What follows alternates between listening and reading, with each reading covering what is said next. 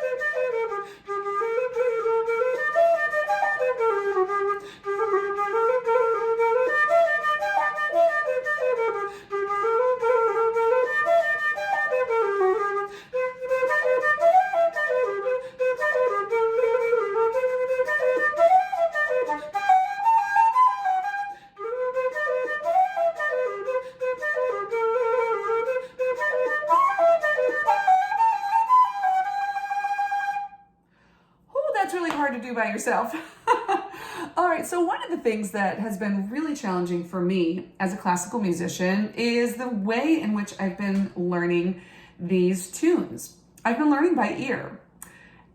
Usually just by finding a recording on YouTube, either a tutorial, or if I can't find a tutorial, I just listen over and over and over to someone's recording of whatever tune I feel like learning. And that requires me to, of course, pause the video a lot of times and then try to play it. But YouTube is such an amazing source of information for learning Irish music. So many people have been really generous with putting their music out there. Sometimes I, like I said, just learn by listening over and over again. And then I've been keeping a list of the tunes that I know, and I try to practice them every single day in addition to the classical music. So it's so different from the way that I normally learn a piece of music, where I have a piece of sheet music and I just keep playing the notes that I see in front of me until I have learned it. I've gone to 2 Irish sessions so far, and they're really fast sessions. These are people who are super duper experienced in playing this music. And it's so strange for me to show up to a playing session with just a flute and the handful of tunes that I know in my head, like with no sheet music. Much of the time I either spend at the session either trying to keep up on the tunes that I do know or just listening. I'm there to learn, and it's really great to, after a 45-year career as a musician, well, my career, I wouldn't say is 45 years, 30-year career as a musician, like to just be there and learning something new. It's really, really exciting to be learning something new. And I encourage all of you to do something challenging like that. So next we're going to do a set of reels. Fun fact, I'm not as good at reels as I am at jigs, but we're going to do 2 reels. I'm going to do the swinging on a gate reel and also coolies reel 2 times through each one of them.